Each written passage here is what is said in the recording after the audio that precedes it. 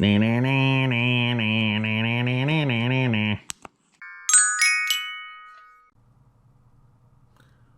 happened in the year 1961? This video is specific to the year 1961. Before the main feature, I'd like to tell you about the comics and cartoons that debuted this year. Comic strip debuts of 1961.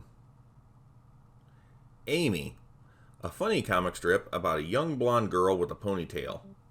It wasn't a mega hit like some strips, but it ran until 1991. Apartment 3G. This was a hugely popular soap opera strip that ran until 2015. Flintstones. The Flintstones got their very own comic strip in 1961. It never became as popular as the cartoon series or comic books, but it ran until 1998. A pretty impressive run.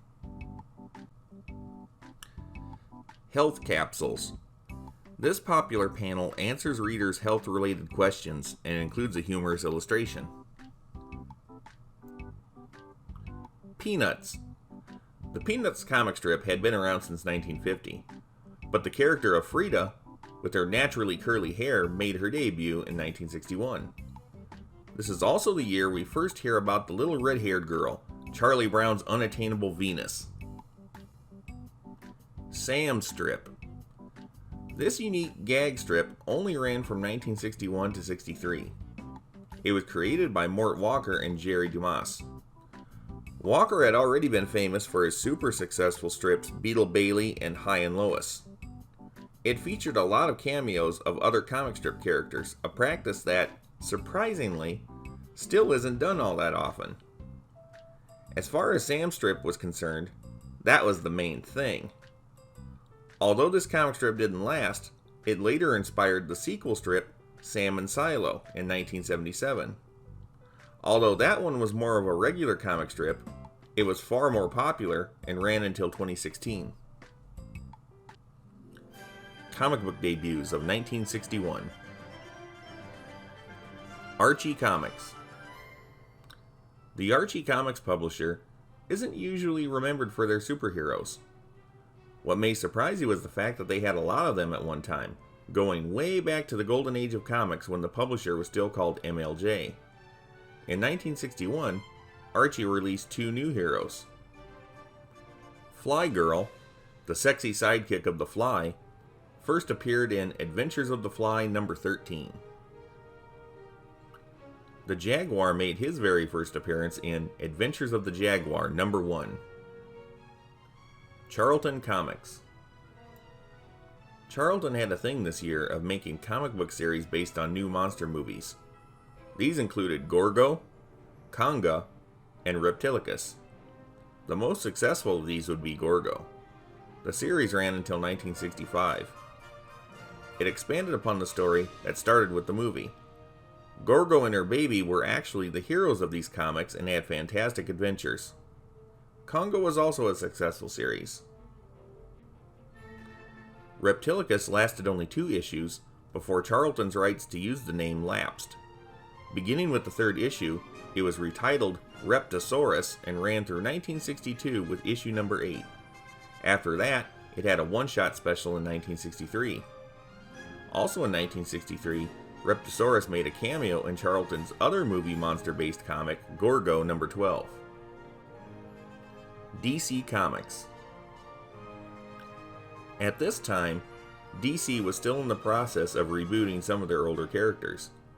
They had a lot of success with this after they redid The Flash in 1956. 2 characters to get the treatment this year included the Atom and Hawkman, both having made their original debuts in 1940. The Atom people got to know better made his debut in Showcase number 34. He wasn't the first miniature superhero by a long shot, but he became one of the most popular along with Marvel's later creation, Ant-Man. The new Hawkman, and Hawkgirl as well, debuted in Brave and the Bold number 34. It was now established that they were aliens. DC also introduced Earth 2 and, on a bigger scale, the concept of a multiverse in The Flash number 123. The new Flash character meets the old Flash character. DC ran two different mainstream continuities for many years. This would lead to a lot of confusion and contradiction where the older comics were concerned. On a personal note, I never liked multiverses or alternate realities in comics. It never worked then, and it doesn't work now. It just confuses people and gets them uninterested in the characters. Then the publisher has to reboot everything again. The original Batgirl, real name Betty Kane, debuted in Batman number 139. She was the blonde sidekick of the original Batwoman. An entirely new Batgirl character was created in 1967 and became much more popular. Sinestro, Green Lantern's most popular villain, debuted in Green Lantern Volume 2, number 7. One of Superman's best-known villains, General Zod, made his comic debut this year in Adventure Comics number 283. He didn't become really popular until the movies Superman and Superman 2 in 1978 and 81. Then again with Man of Steel in 2013. He's notable for being one of Superman's most bloodthirsty foes. The Haunted Tank made its debut in GI Combat number 87. Set in World War II, a tank is haunted by Confederate General Jeb Stuart to help America win the war. Stuart's ghost could only be seen by his descendants or soldiers who were dying. Dell Comics. Magica de Spell makes her debut in Uncle Scrooge number 36. She became even more popular in the classic DuckTales cartoon of the 1980s. Magica was an evil Italian sorceress duck. And who doesn't love that name?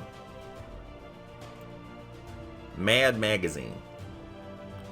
The famous comic magazine from the EC Comics publisher came out with two popular long-running features this year.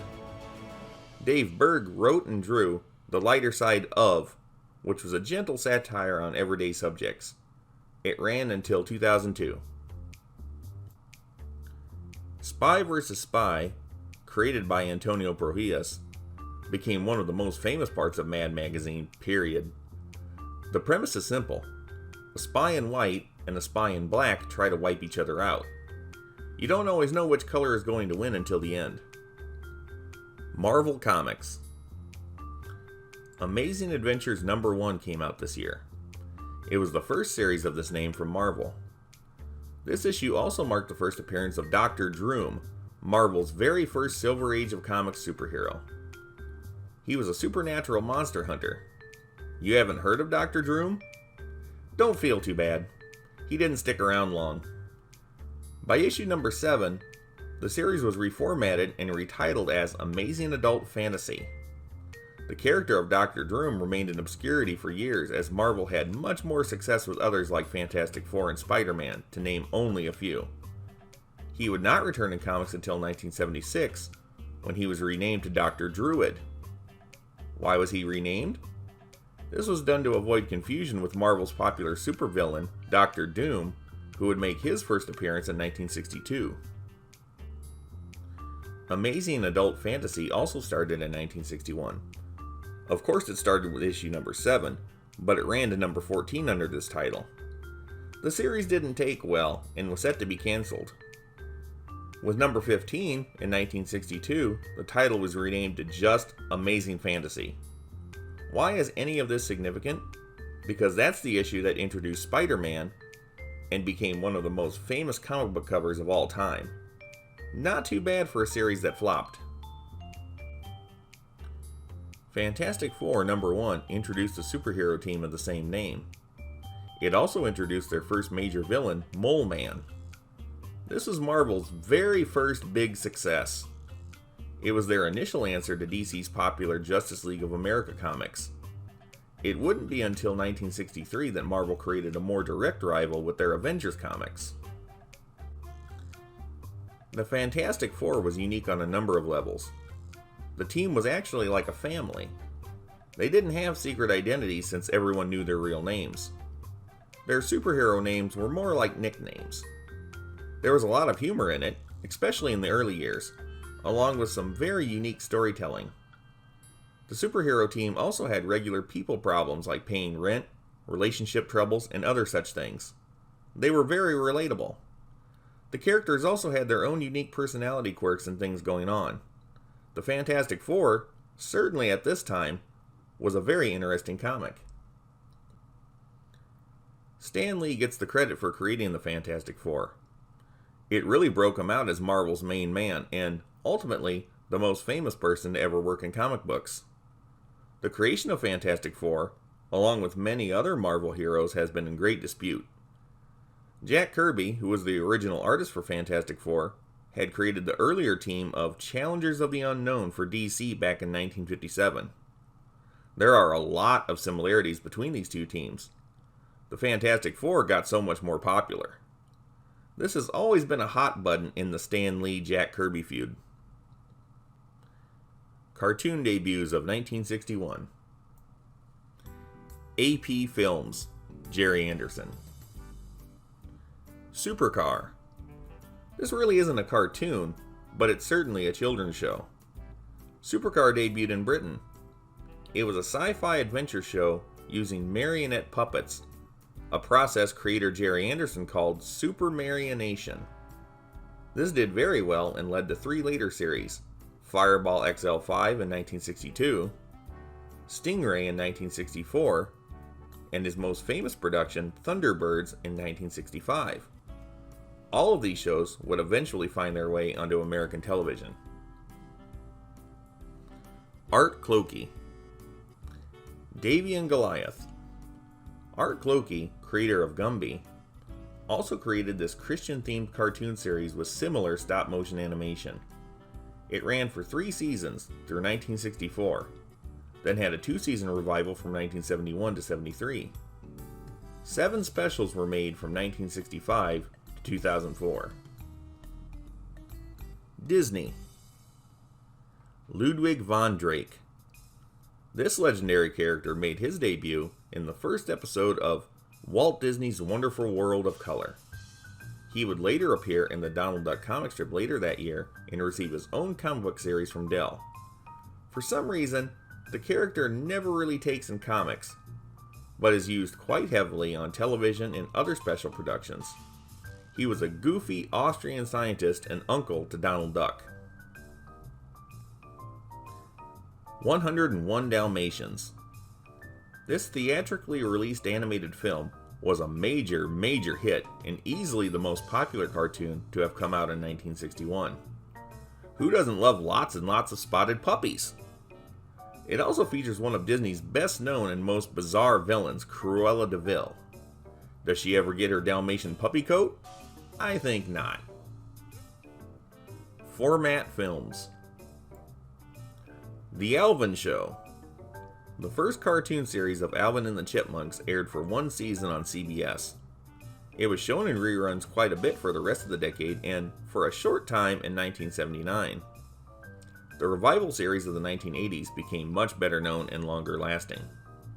Reruns of this classic were played on the Nickelodeon cable channel from 1994 to 96. No station in America has aired it since. Cartoons from this show have rarely been released on any home media. People seem to like this series and want to see it, but it doesn't get a lot of respect from the people who actually own it. Fred Ladd.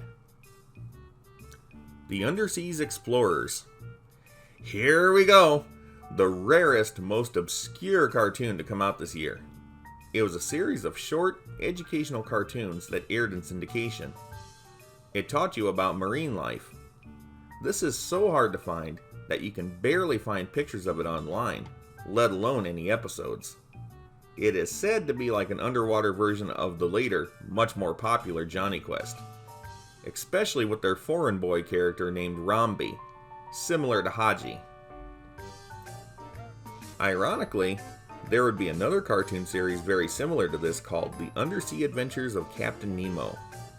That came out in 1975 and was a bit more successful, becoming a segment of the popular Captain Kangaroo show. What made the idea work in 1975, but not 1961?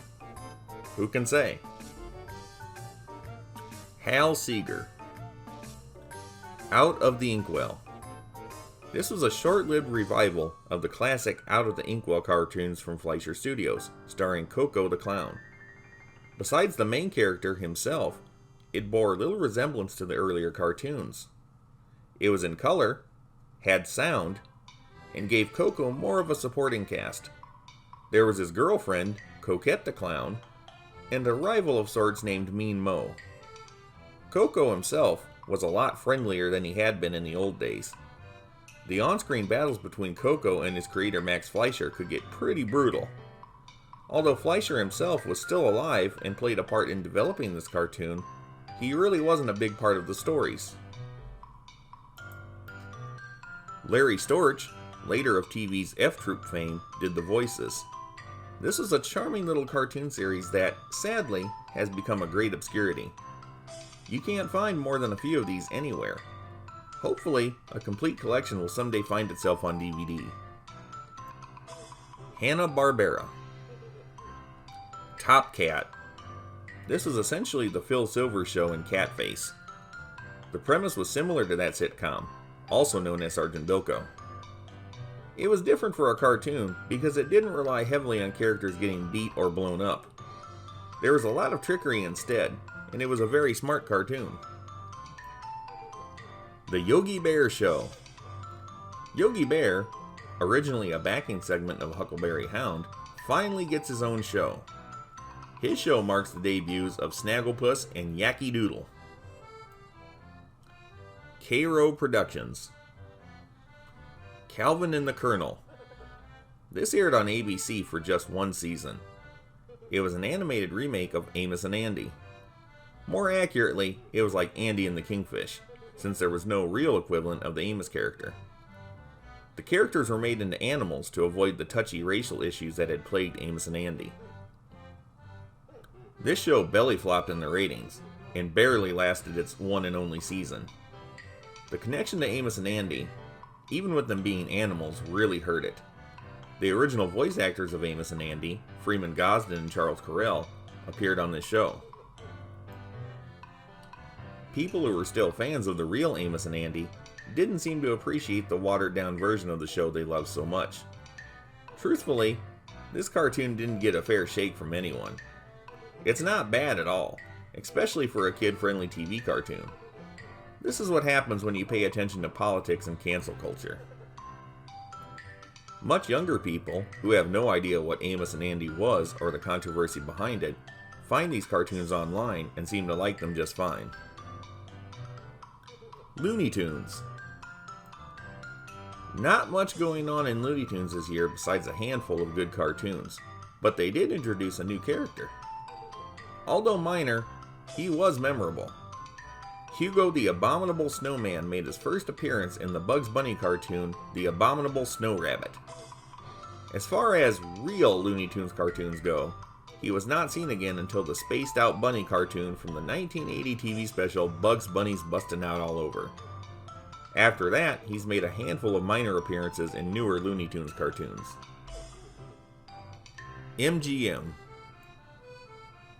Real Tom and Jerry cartoons stopped in 1958. They just did. I don't care what anyone says. The classic Tom and Jerry cartoons are still the most popular. Well, MGM didn't have their own animation department anymore, but they still wanted Tom and Jerry cartoons. They hired director Gene Deitch to make new Tom and Jerry cartoons. Rembrandt Films, a studio from Czechoslovakia, did the animation. They ended up making 12 new Tom and Jerry cartoons from 1961 to 62. These cartoons are extremely weird and lack the cuteness that made Tom and Jerry so endearing in the first place. At the time, they were commercially successful, but they were clearly living off the Tom and Jerry name. These cartoons stink. I'm not the only one who thinks so. Rankin Bass. Tales of the Wizard of Oz.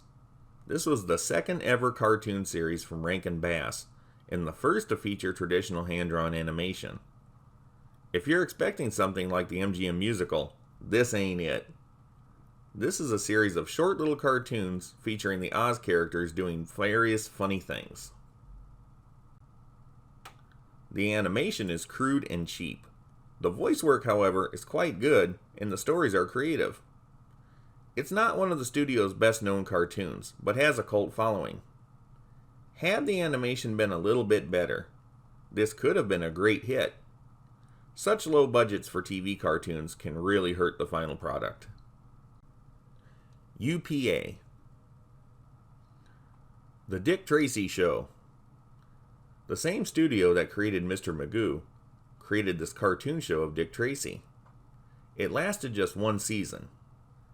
I like the cartoon, but it's weird. It isn't very much like the Dick Tracy comic strip. The comic strip is a bit more violent and wouldn't translate well into a kid-friendly cartoon show. As a matter of fact, you don't see all that much of Dick Tracy. You see him in the beginning of the cartoon segments and at the end. Rarely will you see him in the middle part of the cartoon. He hands off an important case to one of his more cartoony underlings. The silly character would go after Dick Tracy's classic villains, who always worked in pairs. Some people like this show, and some people hate it. Despite having only one season of episodes, it was successful and aired in reruns for many years. It was brought back in reruns during the 1990 release of the hit film Dick Tracy, but has largely disappeared since then besides a complete series DVD release. Stay tuned after the main feature to find out about the popular songs, movies, and television of 1961. And now... Dun dun dun dun! Main feature!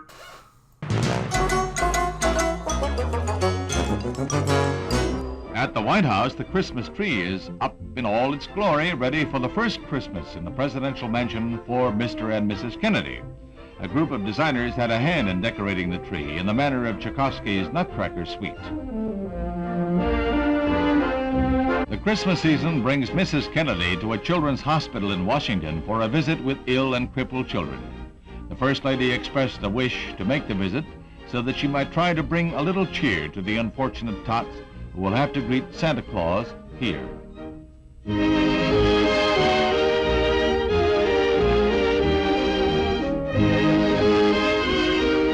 Some just have visions of sugar plums as Mrs. Kennedy passes from ward to ward with a little token for each child. The gracious lady finds most a little shy, but none shy enough to refuse her gift. A Christmas visit in Washington, a glimpse into the busy life of the First Lady. Britain's elder statesman, the man who symbolized the strength and courage of a war-beleaguered people, celebrates his 87th birthday. Sir Winston Churchill's home in Hyde Park Gate, London, is showered with gifts from well-wishers to the man who stands among the greats in British history. His pace may have slowed, but indomitable as ever, he prepares to go to the House of Commons for a bipartisan tribute. The man who led his people through some of their darkest days, Mr. Churchill will live in the hearts of free people as one of the great men of our age. Happy birthday to Sir Winston. May there be happy years ahead.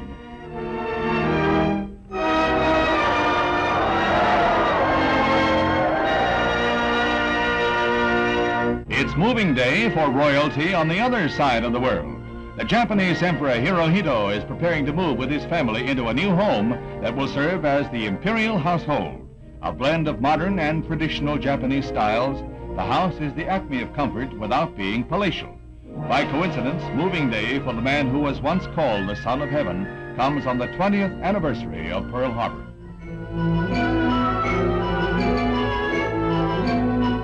The Western influence has invaded the palace grounds. Or there's a barbecue pit in the garden, air conditioning, television, and hi-fi in the house. It may not be a palace, but it's fit for an emperor. At the White House, President Kennedy receives Helen Keller. Deaf and blind since childhood, Miss Keller's hands, tapped by her companion Evelyn Side in the finger code, provide her chief perception and communication with the world around her. Miss Keller's life has made her a symbol of hope and achievement for the handicapped. In her remarkable career, she has met every president since Grover Cleveland. Now 80 years of age, but still alert and vigorous, Helen Keller continues her inspiring way. The story that had a grim preface in the horror of Nazi concentration camps comes to an equally grim end in Israel. as Adolf Eichmann is sentenced for his crimes against humanity. Defense attorney Robert Servatius will automatically appeal, but this is the end for Eichmann, who was seized in Buenos Aires in 1960 and spirited to Israel. The three judges started to study the evidence when the 4-month trial ended in August and found Eichmann guilty on 15 counts of the indictment. In his bulletproof booth, Eichmann sits stoically as the charges are summed up. The unseen witnesses against this former Gestapo colonel are the 6 million Jews he is convicted of slaughtering. The judges then call on the defendant to stand as they pass their sentence. The end of a trail of blood and horror, the end of a man whose name will be written in infamy. The man who escaped the Nuremberg war trials by fleeing to South America receives justice at the hands of the people whom he had aimed to wipe out.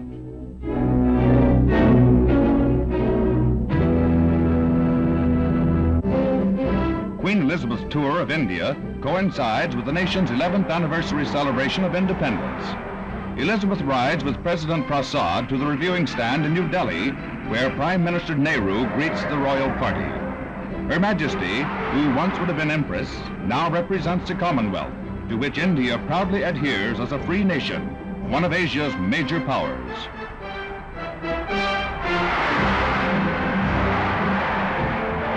Some 3 million watch the mammoth procession.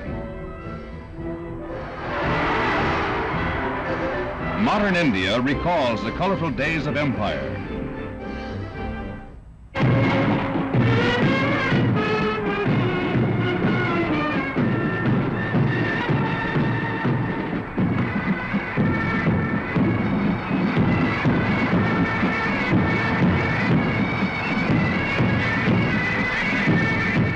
Sounds of home with an oriental flavor. Republic Day presents a dazzling panorama of India's many races and peoples in the gala parade. The modern as well as the picturesque. India's Air Force is represented by this float.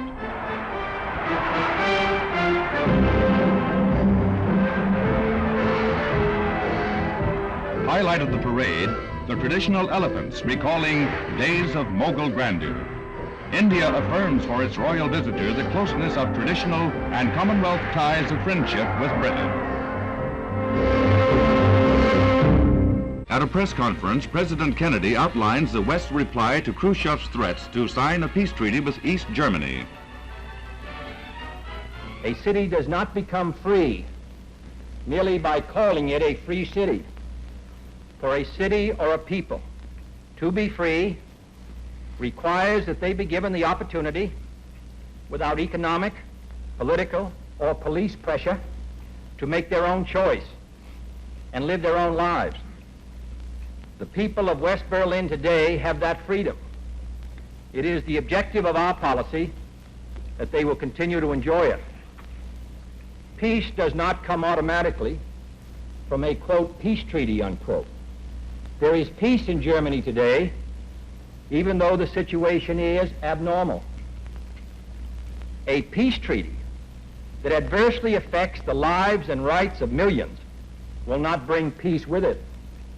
A peace treaty that attempts to affect adversely the solemn commitments of 3 great powers will not bring peace with it. We again urge the Soviet government to reconsider its course, to return to the path of constructive cooperation it so frequently states it desires, and to work with its World War II allies in concluding a just and enduring settlement of issues remaining from that conflict.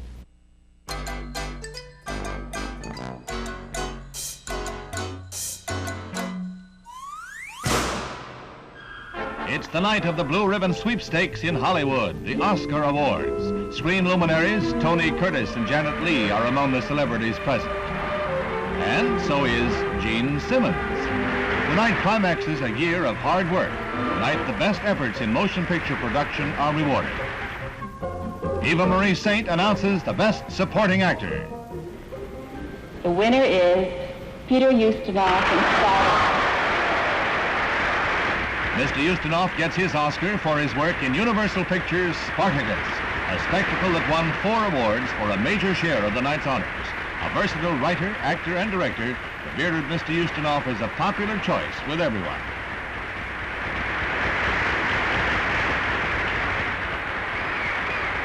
Hugh Griffith and the presentation for the Best Supporting Actress. Miss Shirley Jones. Shirley Jones came from the musical comedy stage to gain further triumphs in movies, and tonight is the grand climax to her career. She receives close to an ovation from the glittering crowd.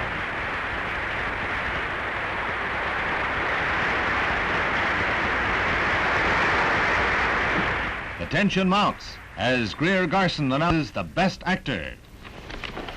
And the winner is Burt Lancaster. Burt Lancaster played a convincing preacher in Sinclair Lewis's Elmer Gantry, a demanding role. Well done. Things move to a climax as all eyes are on Yul Brynner and the Best Actress of the Year award. Elizabeth Taylor. Convalescing from her recent grave illness, Elizabeth Taylor receives a prolonged accolade from the audience. It's a popular choice, an Oscar for the beauty who is a winner after 4 successive tries. Audrey Hepburn and the year's Best Picture. The Apartment, Billy Wilder. Billy Wilder accepts as producer, a gala night for Filmland.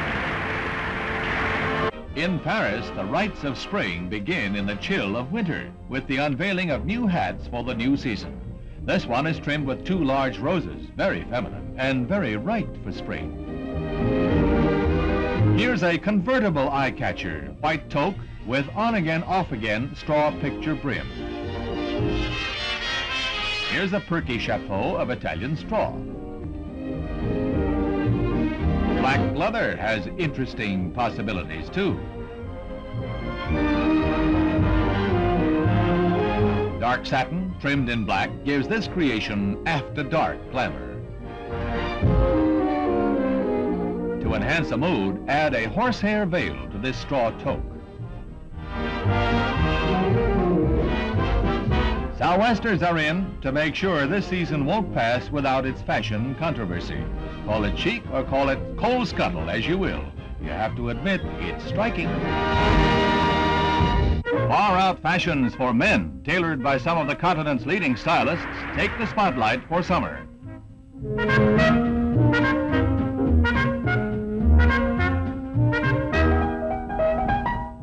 It's a turnabout from the usual fashion show in which the drab male sets off the colorful attire of the opposite sex. The American influence is apparent in this cocktail cowboy suit. Fancy Dan cuffs on the trousers.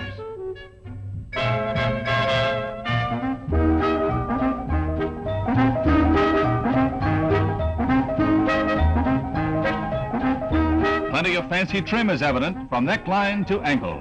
Fine feathers for the bird with a flair for fashion.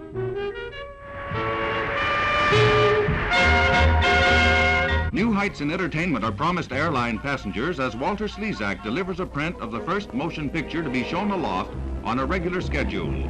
It's a print of Universal International's Come September, which stars Rock Hudson, Gina Lollobrigida, and Sandra Dee with Bobby Darin and Mr. Slezak.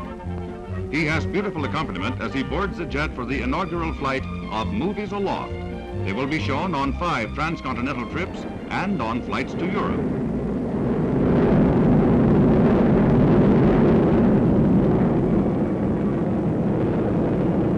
Curtain going up, so shades are lowered. The projector is hidden in the ceiling of the plane, and each passenger has lightweight earphones. So you just sit back, relax, and have a true bird's eye view of why movies are better than ever. Walter Slezak has a coveted role in Come September, and at this preview, the actor has a chance to be his own critic. He seems satisfied with his performance. Gina Lollobrigida would make a cross-country hop worthwhile, even if you had no place to go.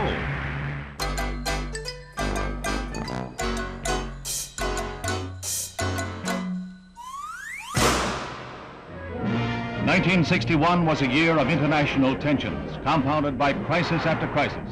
It was a year of riots in Cairo to protest Lumumba's death. It was Cuba in a red regime and Castro's boast that he had always been a communist. It was Chombe and warfare in the Congo, with that young nation torn asunder by civil strife. 1961 was Laos, now under the uneasy rule of a neutralist regime. And it was South Vietnam, battling red guerrillas. It was the year that the Algerian War continued to pit brother against brother. This was 1961.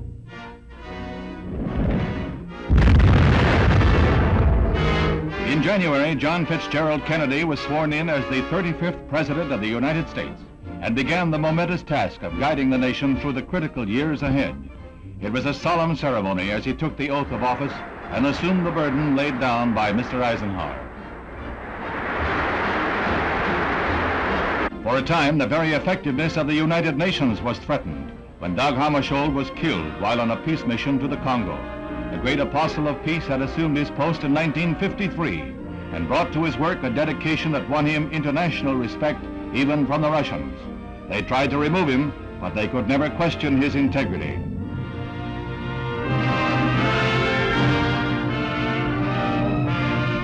U Thant of Burma succeeded Mr. Hammarskjöld to guide the UN during the parlous times it faces. Man had his first great success in space when the Russians pushed a man across the threshold. He was Yuri Gagarin, the astronaut the Russians lionized as the first to orbit the Earth. It was the propaganda coup of the year.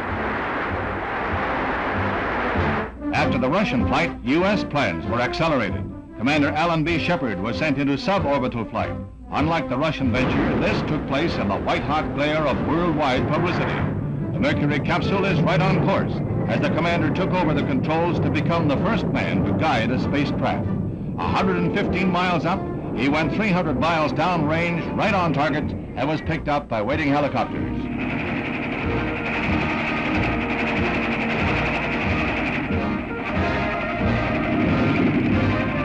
The triumph of Alan B. Shepard, U.S. space pioneer. Following in Commander Shepard's star-studded footsteps came Captain Virgil Grissom.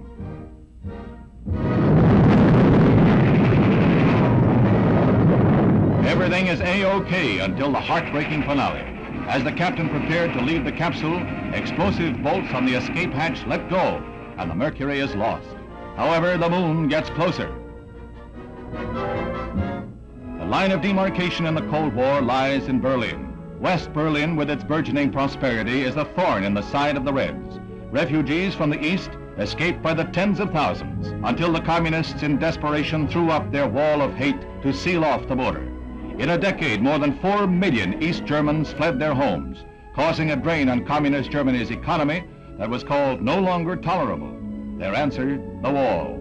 Now entire families are separated, their only communication a wave from a distance. This is heartbreak.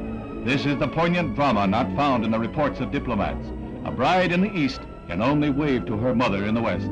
She takes her vows in public loneliness.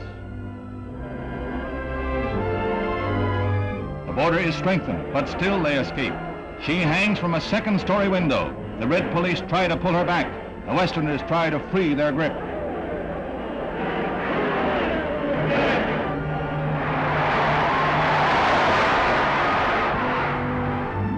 East Germans grasp any fleeting chance.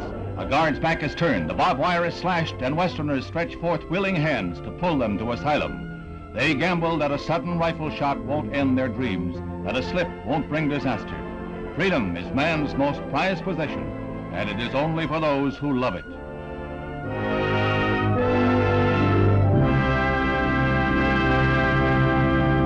The future of the United Nations lies at stake upon the Congo issue. We believe that the only way to keep the Cold War out of the Congo is to keep the United Nations in the Congo.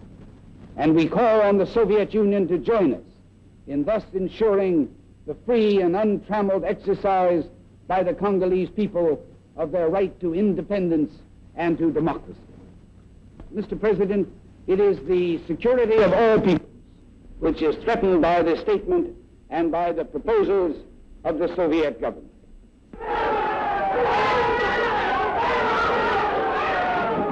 The speech is interrupted by a well-organized demonstration in the gallery.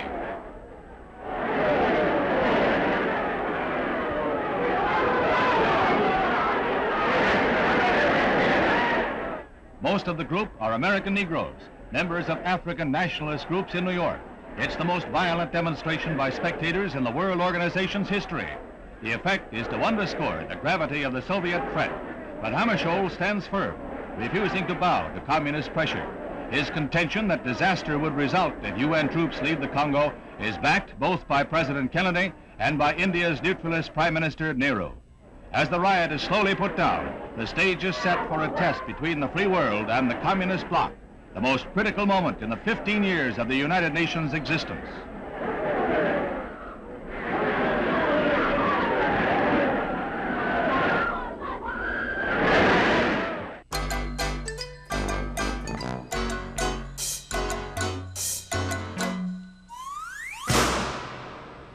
Roger Maris left and Mickey Mantle were murder and mayhem for the Yankees.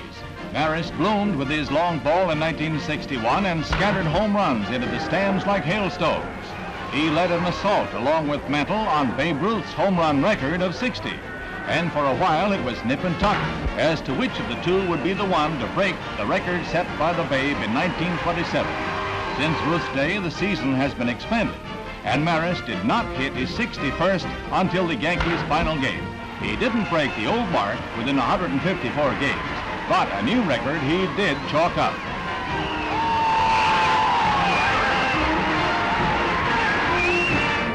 The Yankees were in the World Series again in 1961 against the Cincinnati Reds. Whitey Ford led the assault and pitched brilliant ball. His pitching, along with Yankee power, gave them the World Championship 4-1. Basketball in Boston. It's the NBA Finals with Bill Russell, number 6, brilliantly spearheading the Celtics before a capacity crowd of 14,000. The Boston Quintet dazzles the St. Louis Hawks with their fast break attack.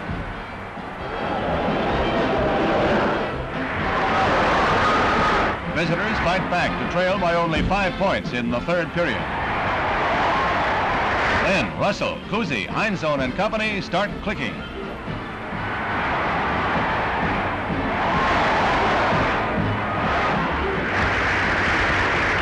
Playmaker Cousy, number 14, is in evidence all through the playoffs.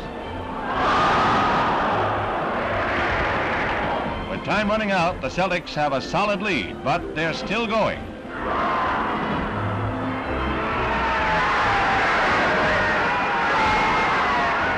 They clinched the series 4-1 with a winning score of 121 to 112. Watch Cousy slump exhausted as the final buzzer sounds. The price for the all-out play that brings the Celtics their 3rd straight title.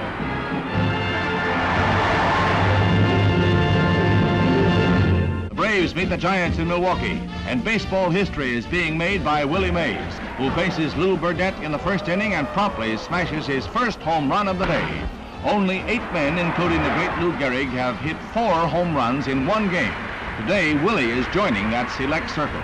The say-hey boy was hitless in this series against the Braves until today, but he bounces back with a vengeance. His round tripper in the 4th is a 400-foot belt. The fences are bending today, for other players are on home run sprees too. Before the game's over, there'll be 10 circuit crops, including the incomparable Willie's 3rd blast in the 6th. All hit with everything behind it.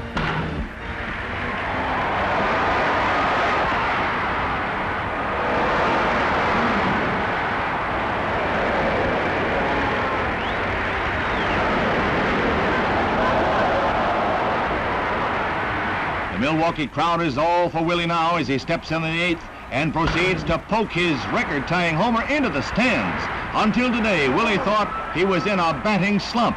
Well, he found the cure by scattering baseballs into the bleachers. It was May's Day in Milwaukee as Willie found his page in the record book.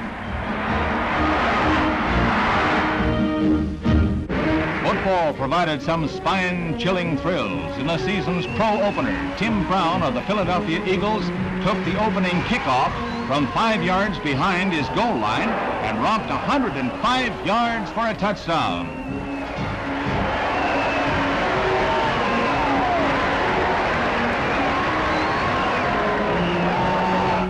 Ohio State had a brilliant season, and one of the reasons was Chuck Bryant, who took a pass from Joe Spama and snaked his way for a 62-yard tally.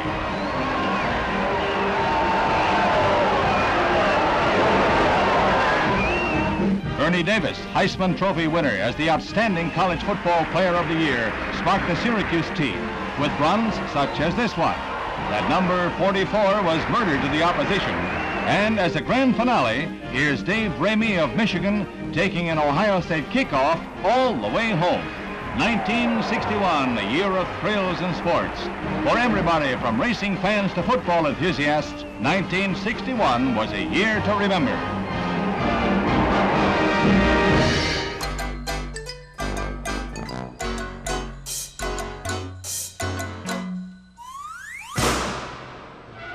Once again, it's Carnival in Viareggio. And as in years past, as far as memory reaches, the Italian seaside town stages its inimitable extravaganza, the culmination of a year of planning and devoted labor.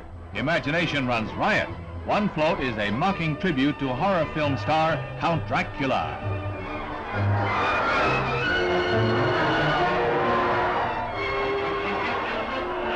King Baudouin of Belgium is caricatured, dragging the burdens of state, followed by a Charles de Gaulle in the same plight. A touch of topical comment doesn't seem to affect the gaiety of Carnival. After Carnival comes Lent, but let tomorrow take care of itself, says Viareggio. An oddball invention out of the past, but one with no future, was this Tri-Libian vehicle. It was tested in Washington by inventor Constantino Vlachos, whose own future was in doubt for a while.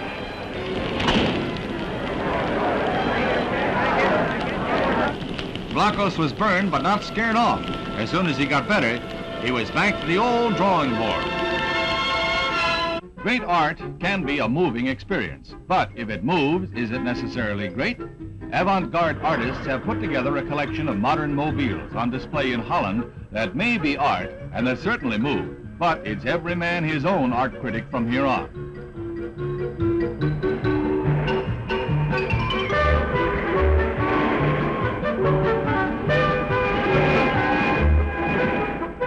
This little item not only classifies as far-out sculpture, but also turns out dandy abstract paintings. The scene is the Municipal Museum of Amsterdam, which goes for modern art all the way, which should dispose of the old myth about the Dutch being unimaginative.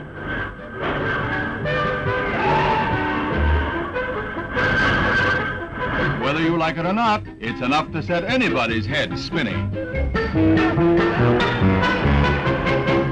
Time for the Navy Junior Boxing Finals at Annapolis, the 42nd in the series of bouts for Pee Wee pugilists, ranging from 5 to 14 years old. And all raring to go, every man jack.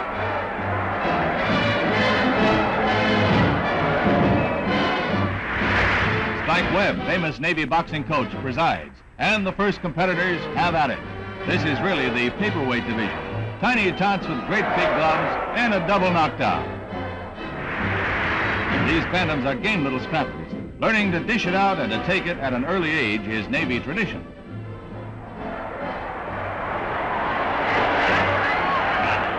Whatever happens, they keep the leather flying.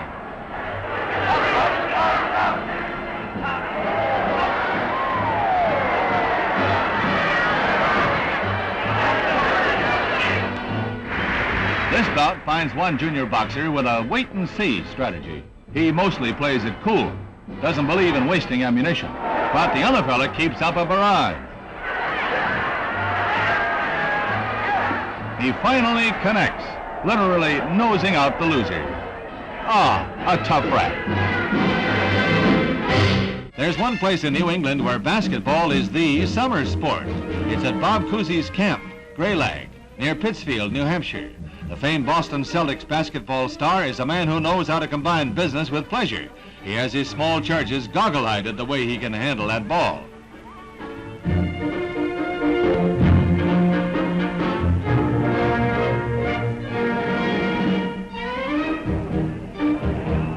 Time for lessons, and you can bet that nobody cuts classes here. Bob has willing and apt pupils as he passes on what he has learned during his years as a star.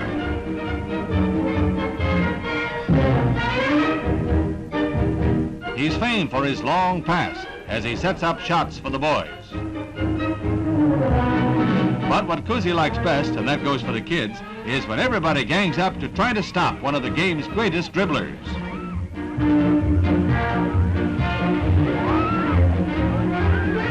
He could probably dribble all over Times Square during rush hour without the help of a traffic cop. But let the small fry grow a few inches, and he won't get away with this. Or will he? The Bulls seem to be holding their own. The hospitals hung out their standing room only signs early. When you get grounded by a bull, the best thing to do is stay grounded and hope.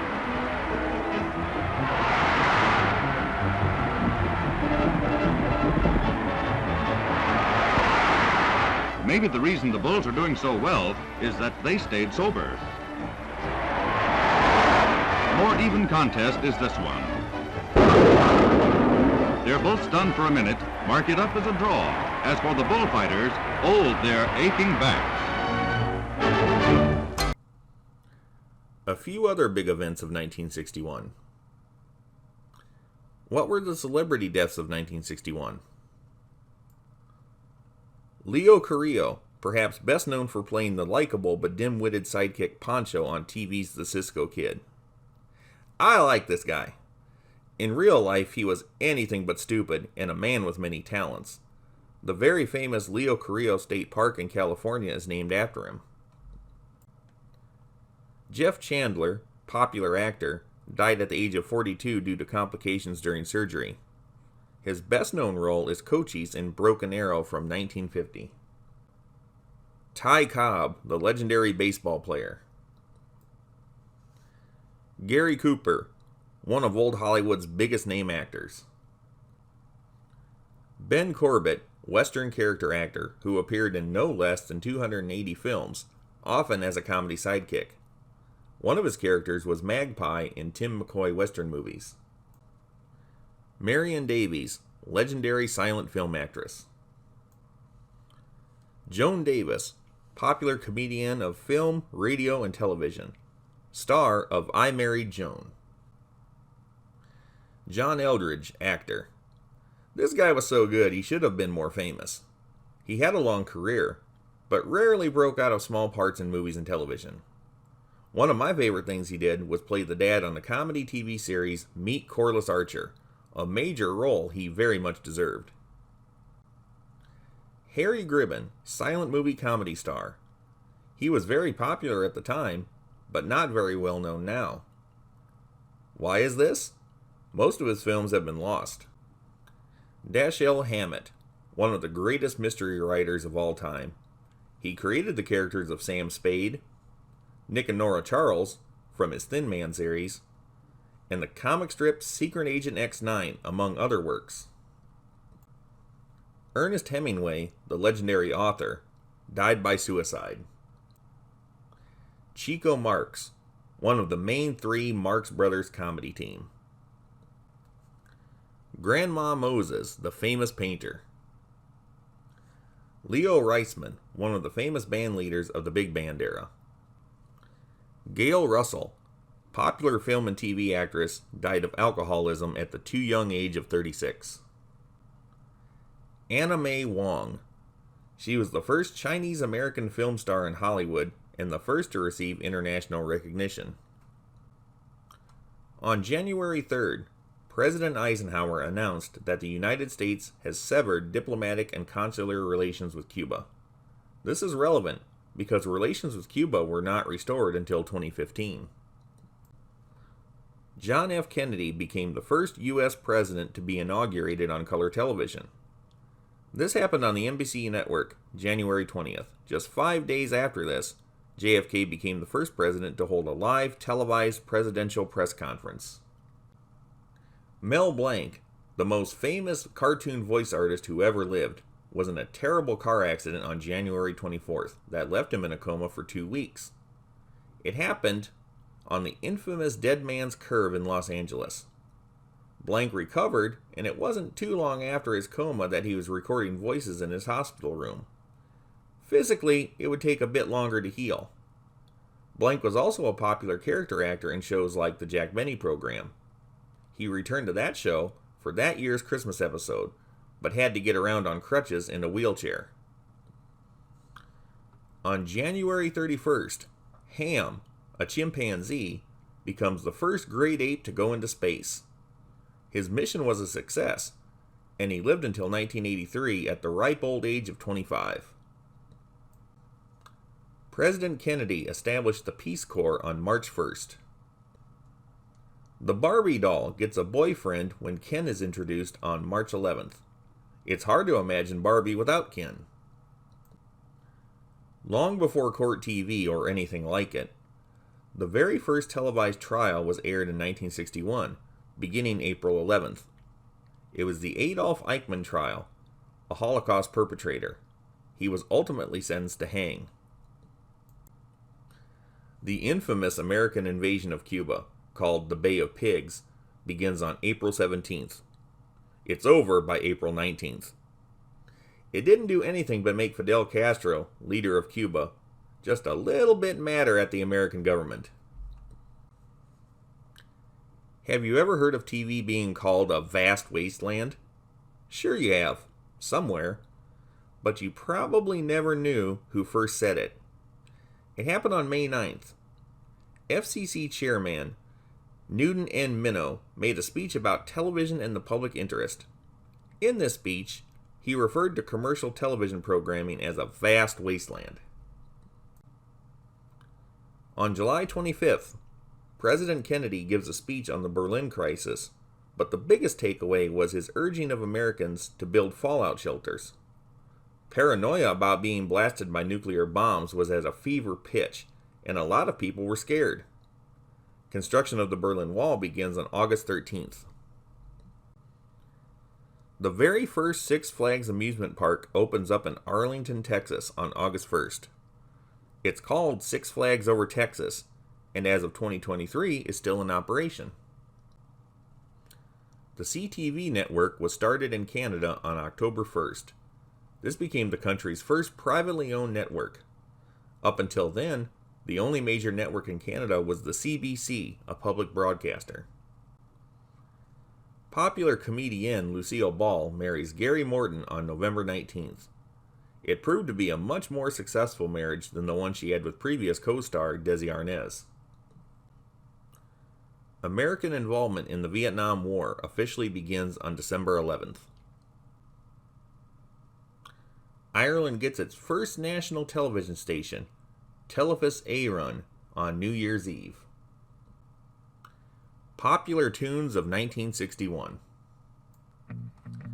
The classic era of rock and roll was still putting out great big monster hits.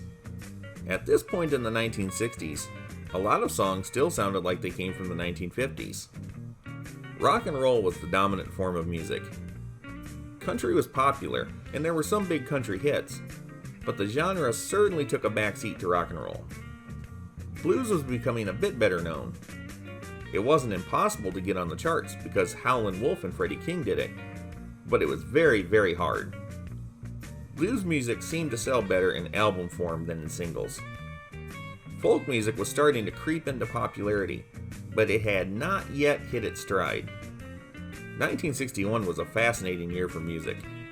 It's almost impossible to list every song that came out this year, but what follows are the highlights. The Boys of 1961. Special mention, surf rock is born. Dick Dale is considered the father of surf rock music. In April of 1961, he released what is considered the first surf rock song, Let's Go Trippin'.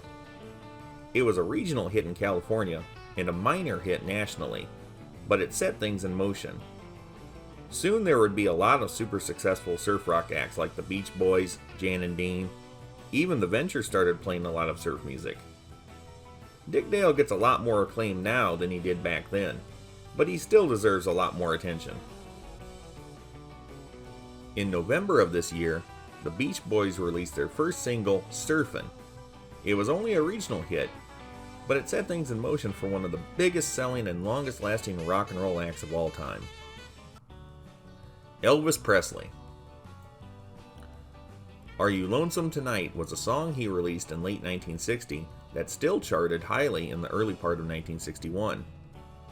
His biggest song released in 1961 was the super hit Surrender, backed with the less successful Lonely Man. However, Can't Help Falling in Love, another #1 hit, is probably even better known to listeners today. That song was backed with another popular hit, Rockahula Baby. Elvis had a peculiar single that came out shortly after Surrender. The A-side, Wild in the Country, was the title track of a movie he had made. It did alright on the charts, but was not as successful as the B-side, I Feel So Bad, that did much, much better. He had a double A-side hit single with Marie's the Name, His Latest Flame, on one side and Little Sister on the other. Little Sister is just a great upbeat song. Elvis had 2 albums this year. The first was the studio album, Something for Everybody. It did very well because, hey, it's Elvis. But one of the albums people know him best for is the soundtrack of Blue Hawaii. The popular title song of the film was released as a single the next year. Ricky Nelson. One of my personal favorite Ricky Nelson songs, Hello Mary Lou, came out this year. It was the flip side to his biggest hit that year, the #1 Travelin' Man. He had another single, A Wonder Like You, backed with Ever Lovin', that wasn't quite as successful. He also had an album called Rick is 21. This is the year the name change from Ricky to Rick Nelson started. Odd enough, his first single that year went by Ricky, but this album and the second single went by Rick. I'm not gonna lie, I'm a major Ricky Nelson fan. He always was and will always be Ricky. The whole Rick business doesn't fly with me, and I don't think it really took with anyone, then or now. Most people, his biggest fans mind you, have always referred to him as Ricky. I know he went to Rick to make himself seem more mature and cool, but he didn't need to. Roy Orbison. Elvis Presley and Ricky Nelson are fantastic, that's true. But for pure singing talent alone, there really isn't anyone better than Roy Orbison. 1961 was another good year for him. He had 2 singles. Running Scared was a #1 hit, backed with his little-known cover version of Love Hurts. The latter was originally recorded by the Everly Brothers.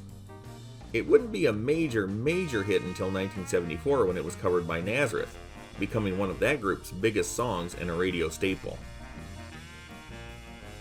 Roy's second single was the #2 hit Crying, backed with another successful song, Candyman. He also had 2 albums this year. Chubby Checker. If you're talking rock music in the early 60s, you've got to talk about Chubby Checker. A lot of people know him for The Twist from 1960, but he had a lot of other hits as well. 1961 saw Chubby release 5 singles and 4 albums. He released yet another album with Bobby Rydell. Pony Time was his biggest hit that year, reaching #1 on the charts. It was backed with the extremely underrated non-album song Oh Susanna. That was a great song, so overlooked. His other real big singles that year were Let's Twist Again and The Fly. He also did a notable duet with Bobby Rydell of Jingle Bell Rock. The Everly Brothers. Their biggest songs this year were Walk Right Back and Ebony Eyes. They also had some minor hits with Temptation and Don't Blame Me, as well as 1 album. Bobby V. He had a real big #1 hit this year with Take Good Care of My Baby. Run to Him was his other major success, but everything he released this year charted. Not bad considering the fact that he had 4 singles and 4 albums. Gary U.S. Bonds. 1961 was a continuation of the success Bonds enjoyed from 1960 with his first big hit, New Orleans. This year he had another big hit with Quarter to Three. Other hits include School Is Out and the lesser hit School Is In. He also had his first album this year. Cliff Richard and the Shadows. These guys were far more popular in Britain than they were in America. Still, there have been a lot of American fans to develop over the years. The Shadows were Cliff Richard's backing band from 1958 to 68, but they also recorded on their own. While Cliff Richard was a popular singer, the Shadows were a popular instrumental group, sort of an English version of the Ventures. Since these guys were around before the Beatles got famous and the whole British invasion thing, they still remained relatively obscure in America even after 1964. Cliff Richard is just plain big in Britain. He never stopped being big. His popularity will outlive him long after he's gone. He had an amazing 3 albums this year, with one of them being a soundtrack and 7 singles. When the Girl in Your Arms is the Girl in Your Heart, A Girl Like You, Theme for a Dream, and Gee Whiz It's You were the biggest. Amazingly, a cover he did of Ray Charles' famous What I Say flopped. A cover of Chuck Berry's 40 Days didn't do much better. The Shadows, without Cliff Richard, had their first album this year and 5 singles and 2 EPs. All but one of their singles charted this year and were big hits. The hits include FBI, The Frightened City, The Savage, and Kon-Tiki, their biggest hit that year. It took a long time, but FBI became very well known in America as the years went on, due to the fact that so many people covered it. My favorite cover version is the one Mick Ronson played when he was with Ian Hunter's band. This tune should be in action movies. More Boys. Babysittin' Boogie by Buzz Clifford. Barbara Ann by The Regents. This was the original hit version. Jan and Dean recorded it the next year.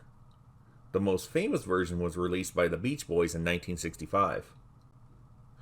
Big Bad John by Jimmy Dean, a #1 country hit. Blue Moon by the Marcells, a #1 hit. This classic doo-wop song for sure sounds like it should be from the 1950s, but it is indeed from 1961. Even more strange, it was a cover of a song that had been recorded as early as 1935.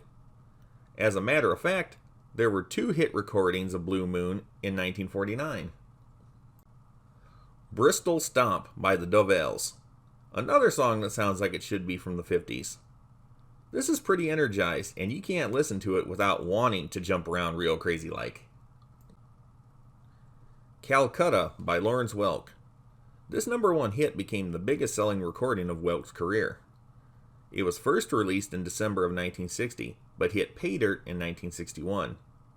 It was originally a German pop song from 1958 that had lyrics. Welk's version was an instrumental. It became so hugely popular that many cover versions have been released, almost always instrumental. Even younger people act like the Ventures covered this tune. Calendar Girl by Neil Sedaka. Daddy's Home by Shep and the Limelights. Don't Worry by Marty Robbins, a #1 country hit. Gypsy Woman by The Impressions. Hello Walls by Farron Young, a #1 country hit. Hideaway by Freddie King. This upbeat blues instrumental became a standard and has been performed by countless people. Hit the Road Jack by Ray Charles, a #1 hit. I Don't Know Why, But I Do by Clarence Frogman Henry. I Don't Want to Cry by Chuck Jackson. I Like It Like That, Part 1 by Chris Kenner. Last Night by the Marquees. The Lion Sleeps Tonight by the Tokens, a #1 hit. A Little Bit of Soap by the Jarmels. Little Boy Sad by Johnny Burnett. Little Egypt, Yin Yang by the Coasters. Getcha. Michael by the Highwaymen. This folk group first released their now famous version of the song in 1960, but it didn't become a #1 hit until 1961. This is still the best known version of Michael Rowed the Boat Ashore. Moody River by Pat Boone. This #1 hit is one of his biggest songs. Mother-in-Law by Ernie K. Doe, a #1 hit. This is a funny but unflattering song about a man's mother-in-law. Odd enough, Ernie K. Doe actually liked his real mother-in-law a great deal. My True Story by the Jive Five. North to Alaska by Johnny Horton, a #1 country hit. On the Rebound by Floyd Kramer. This country pianist had another big hit this year as well with San Antonio Rose. Peppermint Twist Part 1 by Joey D and the Starlighters. Pretty Little Angel Eyes by Curtis Lee. Raindrops by Dee Clark. Red Rooster by Howlin' Wolf. This song became a blues standard and is better known today by the title Little Red Rooster. Run Around Sue by Dion, a #1 hit. He had another big hit this year with The Wanderer. Runaway by Del Shannon, a #1 hit. Shop Around by The Miracles. This #1 hit became Motown's first million seller.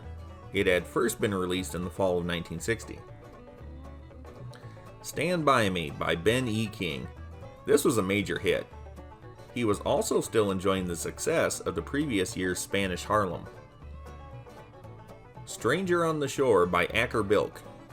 This #1 hit was a clarinet instrumental.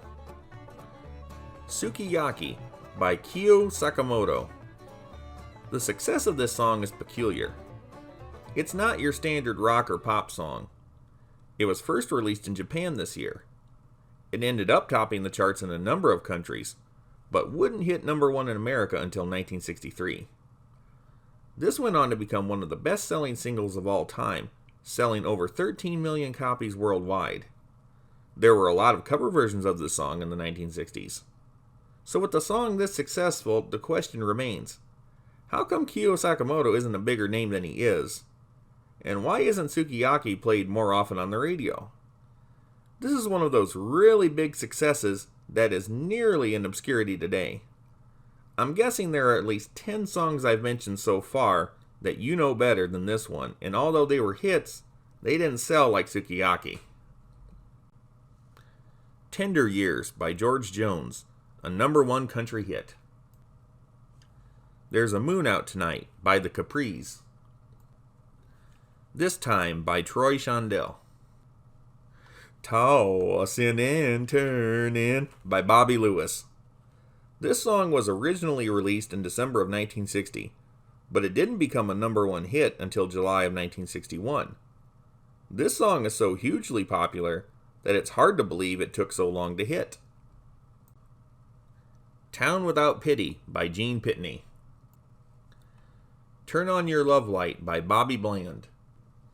Walk On By Leroy Van Dyke, a #1 country hit. Wonderland by Night by Bert Kaempfert. This #1 hit took a long time to be successful. It was recorded in July of 1959. It was released over a year later in August 1960. It took until January of 1961 to strike it big, becoming Bert's first hit. Ya Ya by Lee Dorsey. The Girls of 1961. Patsy Cline. Commercially, this was a good year for the legendary country singer. She didn't have an easy road to success. In 1957, she had one big hit song, Walkin' After Midnight, then zip until 1961. She released a lot of singles between those years, but nothing happened. This year she had two big songs, I Fall to Pieces and Crazy. She also had an album called Showcase. By the way, Crazy was written by future superstar Willie Nelson. Brenda Lee. She became one of the best-selling female artists of the 20th century. This is probably due to her crossover appeal. Brenda songs could be rockabilly, pop, or country, sometimes all at once. She was able to reach a lot of different people with different musical tastes. Brenda had 4 big hit songs and 2 albums this year. The hits include Emotions, You Can Depend on Me, Dum Dum, and Fool Number 1. Linda Scott. This is probably not a name you're very familiar with. Why? It's a puzzle. 1961 was a good year for her. Her best year, commercially speaking. She had 3 big hits, including her biggest, I've Told Every Little Star, Don't Bet Money Honey, and I Don't Know Why.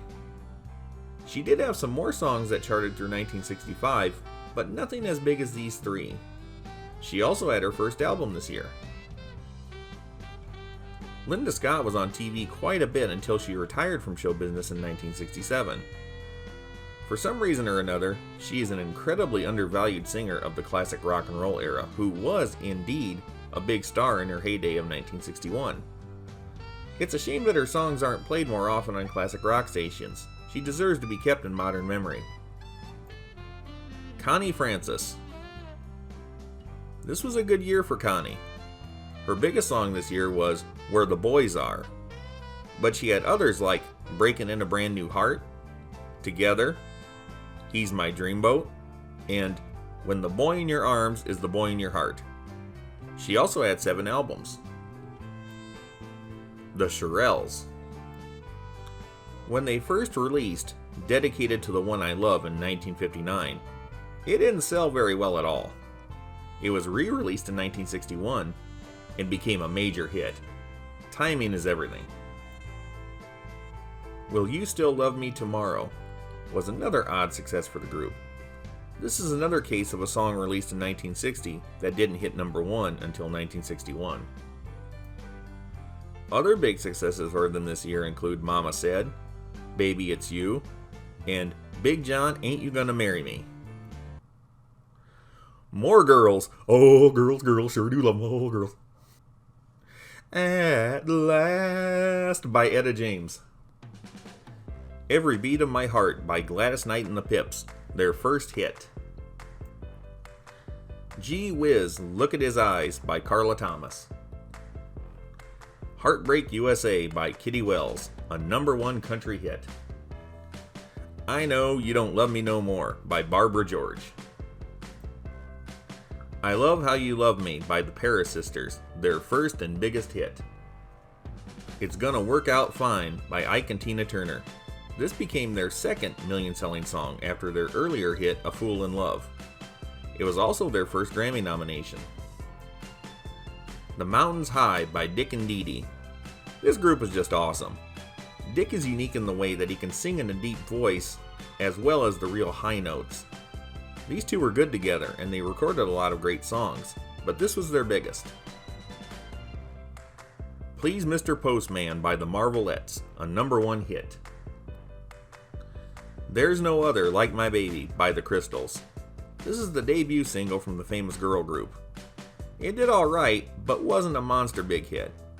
It was also the first release from legendary producer Phil Spector's Phillies Records label. To add to Phil Spector's infamy, he neglected to pay the Crystals for their work on this song. TV debuts of 1961. 1961 was a weird year for television. For movies too, but that's another subject. This year didn't produce a lot of hit shows, but the ones that did become successful were often mega hits that lasted for years. Action shows. The Avengers. Long before Marvel's Avengers, there was the British spy series The Avengers. This first season of the series, originally airing on the ITV network in England, was quite different than the show most people know. There were 2 guys. Ian Hendry, as David Keel, was the lead, with his sidekick John Steed, played by Patrick Macnee. The series got its name for the fact that they were avenging the death of Keel's fiancée. After the first season, Ian Hendry left. Macnee became the male lead, and he was joined by a succession of sexy women sidekicks. The most famous would be Diana Rigg as Emma Peel for the 4th and 5th seasons. Comedy shows. Car 54, Where Are You? This great and very well-liked show lasted only 2 seasons. The series did a very good job of making cops funny, but likable as well. Fred Gwynne was one of the 2 main stars. Al Lewis became a very big part of the supporting cast. Both of these guys would go on to star in the Munsters TV series.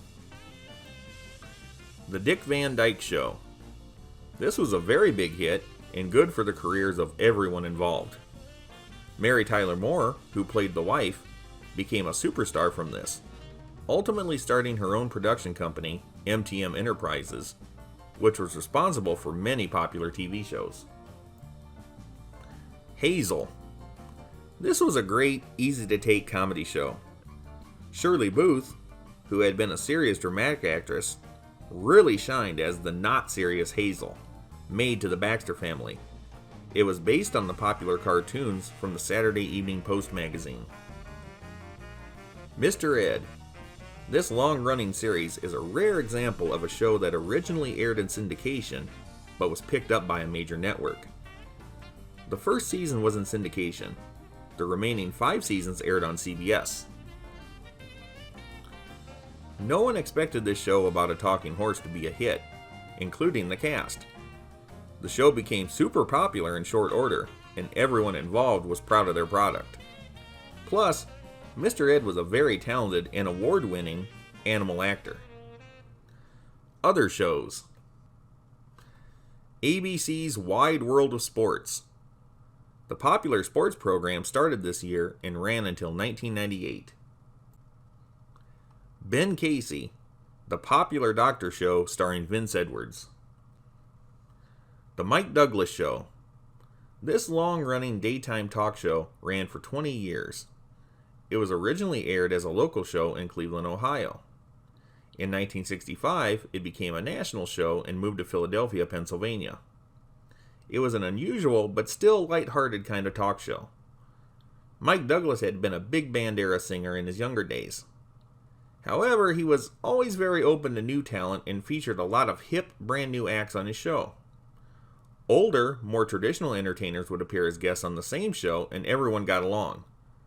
He often gave TV exposure to young up-and-comers that no other TV show would want to acknowledge. These same people would often become superstars, like Kiss, for instance. NBC Saturday Night at the Movies. This was significant and spawned many imitators. It was the first TV show to broadcast, in color, relatively recent feature films from major studios. Before this, TV liked to air way old black and white, low-budget movies that had no chance of being reshown in theaters. This programming block ran until 1978, but it didn't truly go away. The major networks continued to air movies regularly for decades. Since then, entire cable channels, even streaming services, have carried on with the idea. Password. The very first version of the popular game show debuted this year. Walt Disney's Wonderful World of Color. This wasn't really a new series, but another retooling of the Disneyland show. It changed networks from ABC to NBC. It was also now in color. The new cartoon character of Ludwig von Drake was introduced. TV celebrity debuts of 1961. James Caan made his screen debut on an episode of Route 66. Dabney Coleman made his first appearance in an episode of the police show Naked City. Gene Hackman debuted in the cop show Tallahassee 7000. John Hurt debuted in the British TV series Probation Officer. Last, but not least, the movies of 1961. 1961 was as weird of a year for movies as it was for television. In comparison to some years before and after this, there wasn't nearly as much output. Some movies were extremely successful, but so many more were box office failures. Some of the movies that underperformed in 1961 would later become cult favorites or straight-up classics. There didn't seem to be one genre of movie that stood out over the others. Just about every category had at least one notable hit, except westerns. Westerns did terrible this year. Cowboys were just about played out, even on television. Traditional musicals were just about dead, with the strong exception of West Side Story, the biggest movie of the year. See how weird 1961 was for movies? Check these out. Elvis movies. Elvis had 2 movies this year, Wild in the Country and Blue Hawaii. The first one is a bomb, a rarity for Elvis.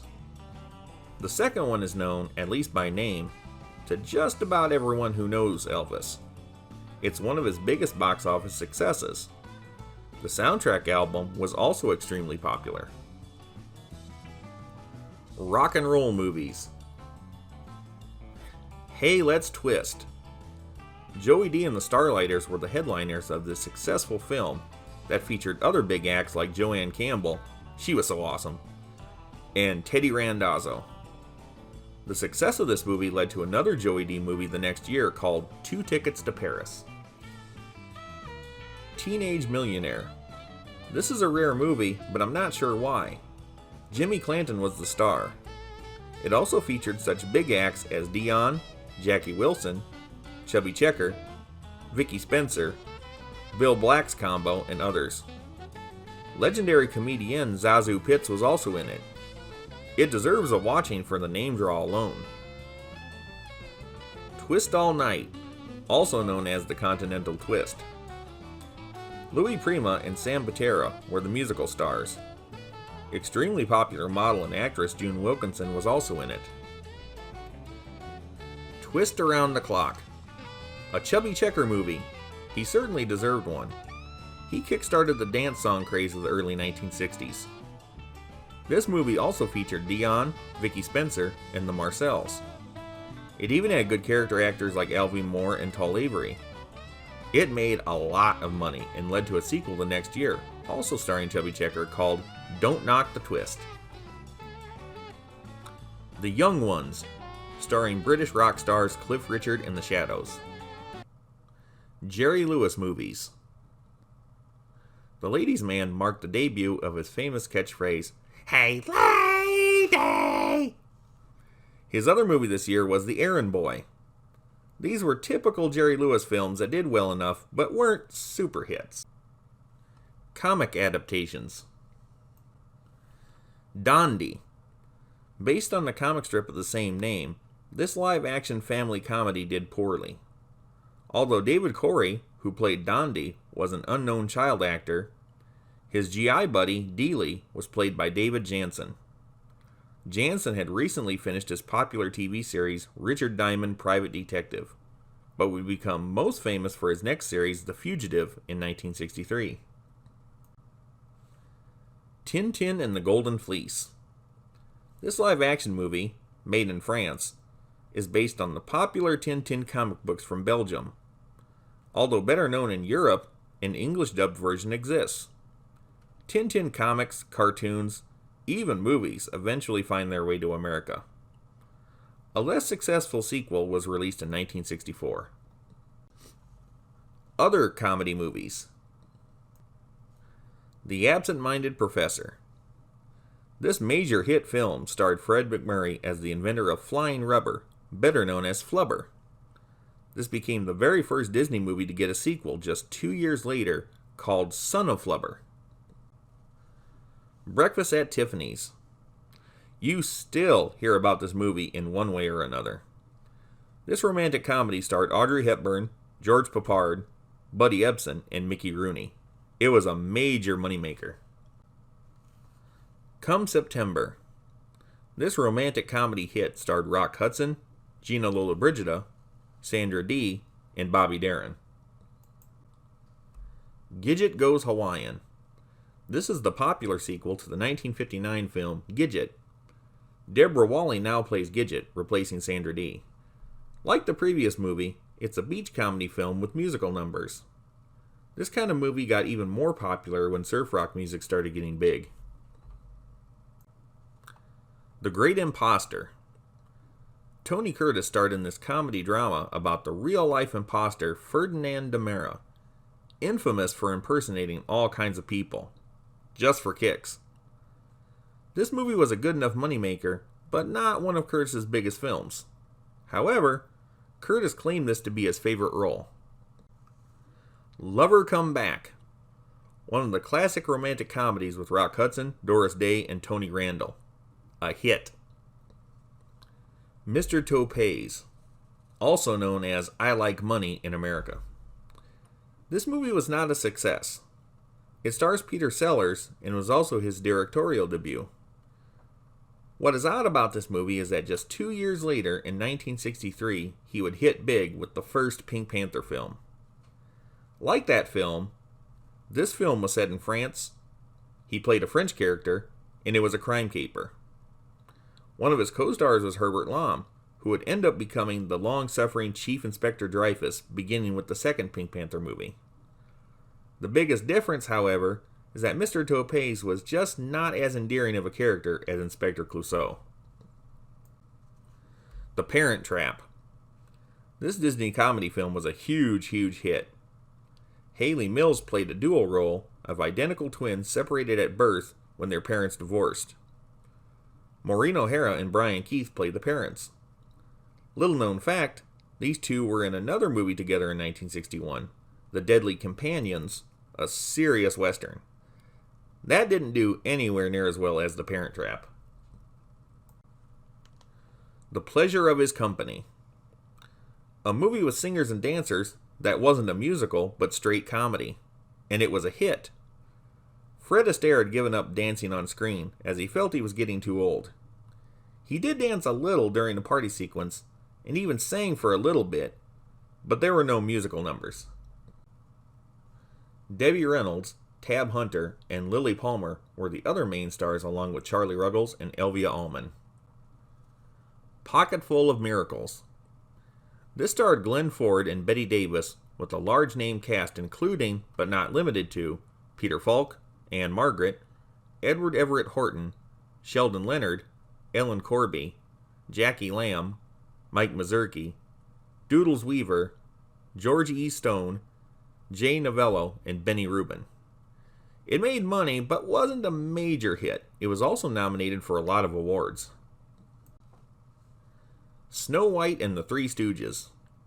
You probably know the basic story of the real Three Stooges.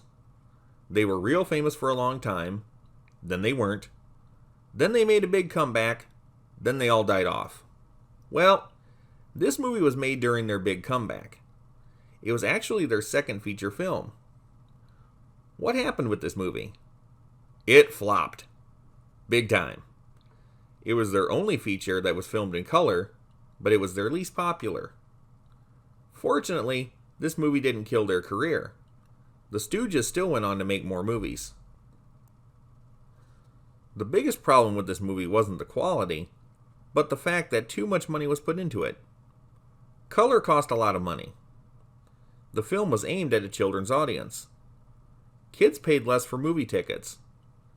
Back then, it would have taken over 15 million kids buying tickets to break even. In other words, the studio made a big oopsie. On the bright side, the Stooges finally got their big budget feature. Tammy Tell Me True, the second movie in the Tammy series. Sandra Dee replaced Debbie Reynolds. This did well, and it has a good cast of supporting actors. The Tammy movies are gentle comedies, certainly not in-your-face material. These are made to be easy to take. Adventure movies.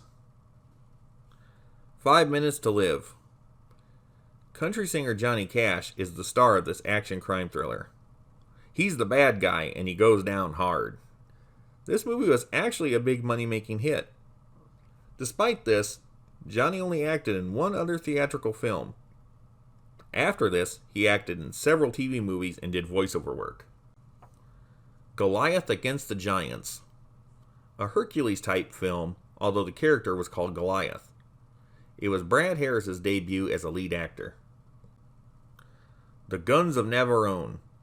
This World War II war movie was a colossal success and starred Gregory Peck, David Niven, Anthony Quinn, and Richard Harris. Hercules and the Conquest of Atlantis. One of the many Hercules movies made in the 60s. This starred bodybuilder Reg Park in his film debut. Hercules in the Haunted World. Reg Park stars as Hercules. Christopher Lee plays his nemesis and evil king.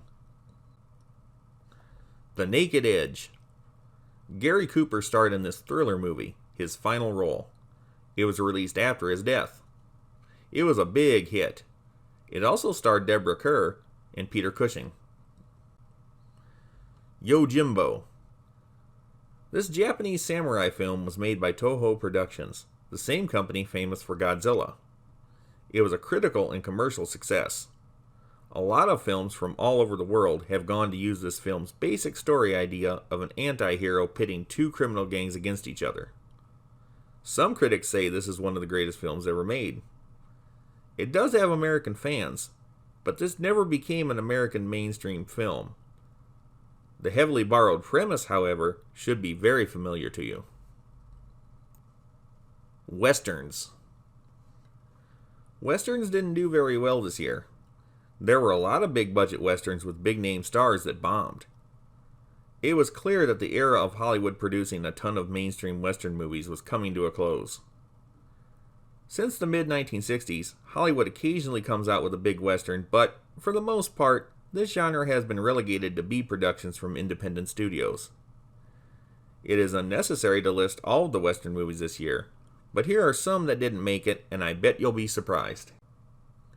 The Misfits. This movie, by name power alone, should not have been a bomb, but it was. It was a modern-day western with Clark Gable and Marilyn Monroe as the leads. It was the last completed film for both of them. The film was released after Gable's death, but before Monroe's. Even with that fact, it hasn't helped the movie become better known to audiences today. The only thing that has come from it is more favorable reception from critics who dub it a masterpiece and one of the best films of the 60s. This movie also had other big-name actors like Montgomery Clift, Eli Wallach, Kevin McCarthy, and old cowboy star Rex Bell in a cameo, just to name a few. The Last Sunset.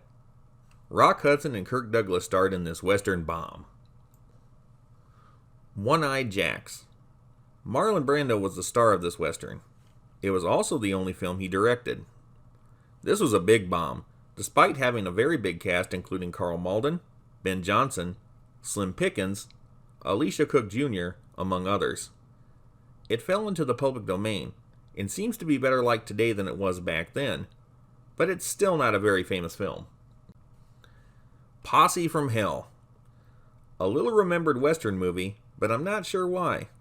It had a lot of big-name talent in it, including Audie Murphy, John Saxon, Vic Morrow, Royal Dano, Lee Van Cleef, Harry Lauder, and Alan Lane, cowboy star and the voice of Mr. Ed himself. Plus, you would think the title of the movie would draw people in. Still, this remains in obscurity.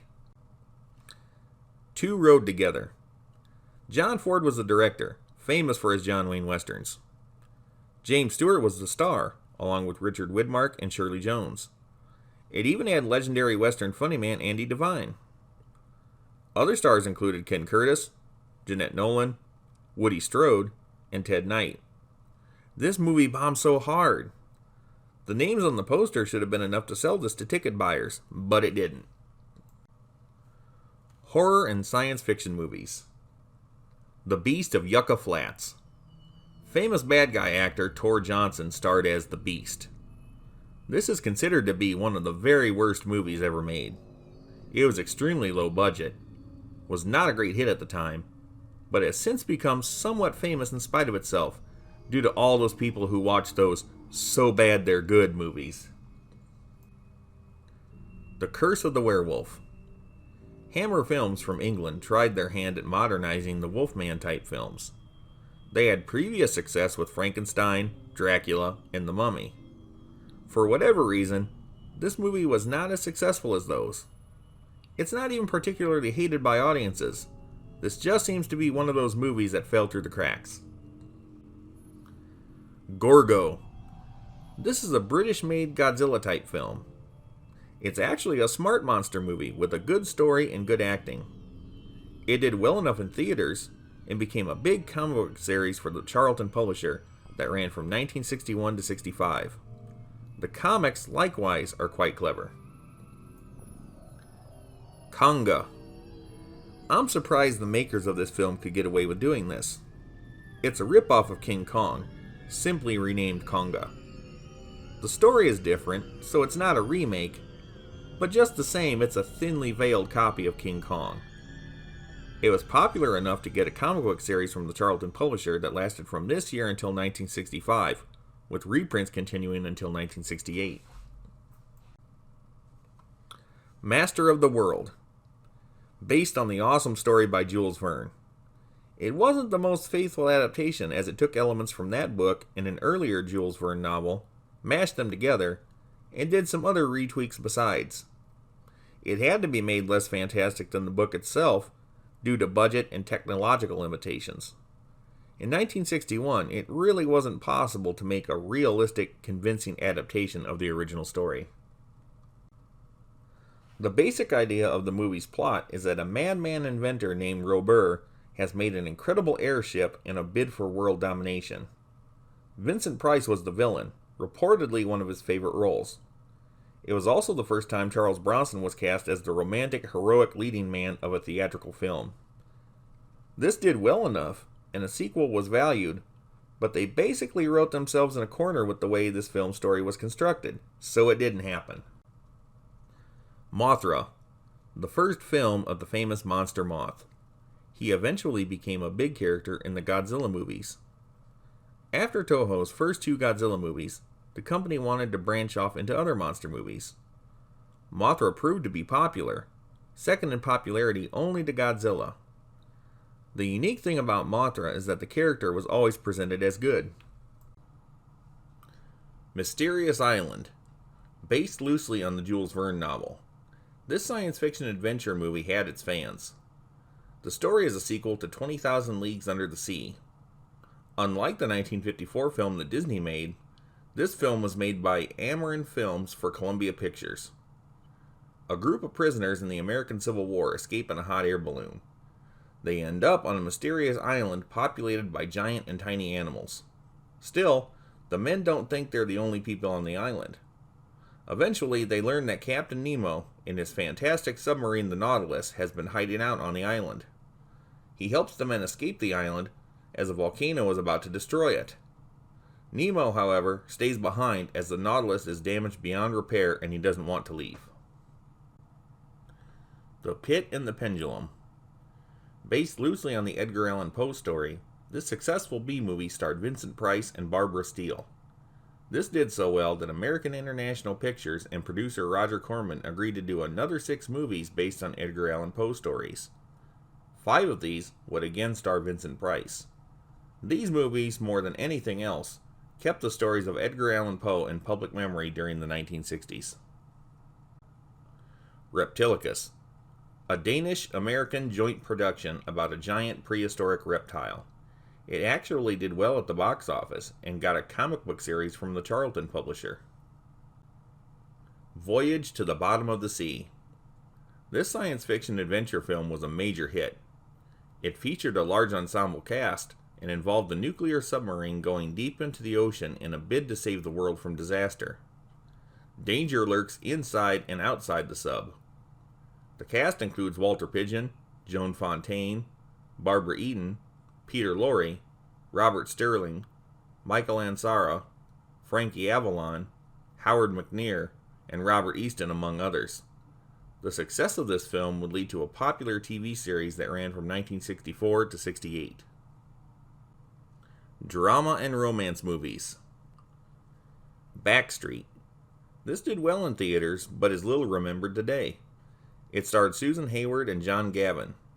This is some sordid soap opera stuff, but nothing as edgy as Peyton Place. Just a standard drama movie. El Cid. This was huge. It seems to be largely ignored today, but it made lots and lots of money at the time. This starred Charlton Heston and Sophia Loren. It was an epic historical drama based loosely on the life of El Cid himself, a warlord in medieval Spain. Fanny. This romantic drama film was a big hit and starred Leslie Caron, Charles Boyer, and Maurice Chevalier. The George Raft Story. This biopic about the famous actor George Raft starred Ray Danton. It was a largely fictionalized account of the actor's messed up life with only kernels of truth. Jane Mansfield was the leading lady. It also starred Julie London, Frank Gorshin, Barbara Nichols, Jack Albertson, and Neville Brand as Al Capone. George Raft himself lived another 19 years after this movie was released. This movie is mocked heavily for its falsehoods, but still has an audience. It was even referenced on an episode of The Andy Griffith Show. The Hustler.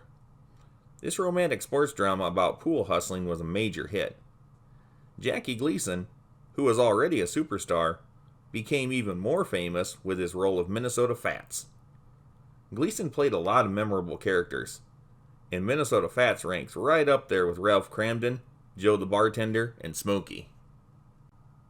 Judgment at Nuremberg, a courtroom drama that had a large ensemble cast of big-name actors and was a major moneymaker at the box office. La Dolce Vita. This Italian film was originally released in 1960 and became a smash success all over Europe. It wasn't released in America until 1961, but became a hit over there too. It made a name out of director Federico Fellini and a major international sex symbol of Anita Ekberg, although she had been around for almost a decade. It's a comedy, satire, and drama. It was also deemed controversial, especially by the Catholic Church. King of Kings. Jesus becomes a movie star. Jeffrey Hunter plays Jesus in this telling of his life story. It was a major hit. Parrish. This drama film, centered around tobacco growers, was actually a big commercial success, but it's just not that celebrated. It had a big name cast including Troy Donahue, Claudette Colbert, Carl Malden, Dean Jagger, Connie Stevens, Diane McBain, Dub Taylor, Hayden Rourke, and Carol O'Connor. Donahue at one time said it was his favorite role. A Raisin in the Sun. Sidney Poitier starred in this drama about black life that initially bombed in theaters, but gained a following after the fact and is now considered a classic. Return to Peyton Place.